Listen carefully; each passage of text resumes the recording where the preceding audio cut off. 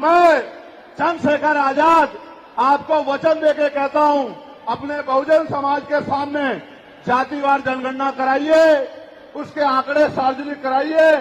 अगर अंतिम पायदान पर रहने वाले जिनको डीएससी के भाई कहा गया है, जो हमारा परिवार है, अगर उनका 1% आरक्षण भी पॉइंट के बराबर भी कमजोर पड़ रहा होगा तो मैं वचन देता हूं कि इससे बड़ी रैली उनके समर्थन में हम लोग करेंगे।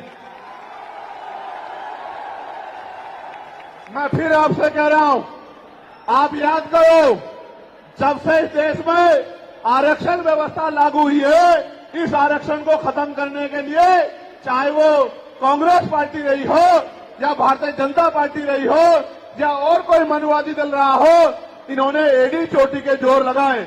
और आज जिन जातियों को गाली दी जा रही है, ये वही जातियां हैं जिन्होंने अपने बच्चे कुर्बान कर दिए लेकिन अपने अधिकारों की रक्षा की, और आज भी इस देश में आरक्षण बचा हुआ है, नौकरियां बची हुई है, हिस्सेदारी बची हुई है, राजनीतिक व्यवस्था कायम है, लोकतांत्रिक व्यवस्था है।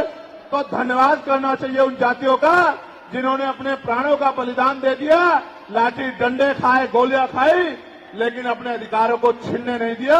सब लोगों को उनका धन्यवाद करना चाहिए। लेकिन दुश्मन का ये षड्यंत्र है और दुश्मन बड़ा समझदार है।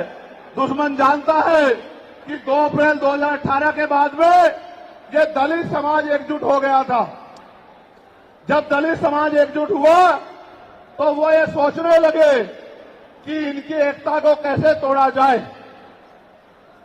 आप और मैं जानते हैं, जब हम मुट्ठी बनकर रहेंगे तो कोई हमारे अधिकारों को नहीं छीन सकता, लेकिन जब जब हम बट जाएंगे, एक उदाहरण के तौर पे बताता हूं, अगर आप झाड़ू की सिक्कों को इकट्ठा कर दोगे, वो सिक्के जो हैं एकजुट हो जाएंगे, उनको बांध दिया जाएगा तो वो सारा कचरा साफ कर देंगे।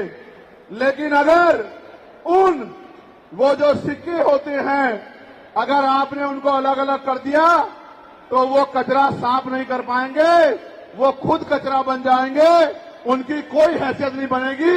इसलिए हमारे महापुरुषों ने बहुजन समाज में भाईचारे की बात की। और आप महसूस करो, बाबा साहब अम्बेडकर ने क्या नारा दिया? शिक्षित बनो, संगठित रहो और संघर्ष करो। हमें शिक्षित भी बनना है, संगठित भी होना है और अपने विरोधियों बैरियों के खिलाफ संघर्ष भी करना है, अपने अधिकारों के लिए संघर्ष भी करना है। मैं जब देश के बाहर गया तो मैंने देखा कि वो लोग तरक्की कर रहे हैं, उनकी जिंदगी खुशहाल है, उनकी जिंदगी अच्छी बन रही है।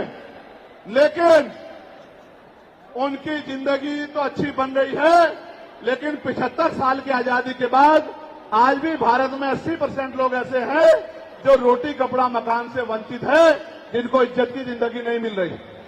तो मैं ये देख रहा था, मुझे बड़ी खुशी हो रही थी, लेकिन जब मैं भारत की तरफ देखता हूं तो बड़ी निराशा हाथ लगती है। फिर ये महसूस करता हूं कि आज जो कुछ हमारे पास है वो हमारे महान पुरुषों की संघर्ष की वजह से है। अगर हमारे महान पुरुष संघर्ष नहीं करते तो जो आज हमें मिला है ये भी हमें किसी कीमत पे नहीं मिलता। आप जानते हैं, हमेशा आरक्षण के खिलाफ चाहे सुप्रीम कोर्ट हो या मनुवादी दल हो, सब लोगों ने आरक्षण को समाप्त करवाने के लिए एड़ी चोटी के जोर लगा दिए। और इसका सबसे बड़ा हमला इस पे कब हुआ? जब 10% ईडब्ल्यूएस लागू हुआ। मुझे माफी चाहते हुए कहना है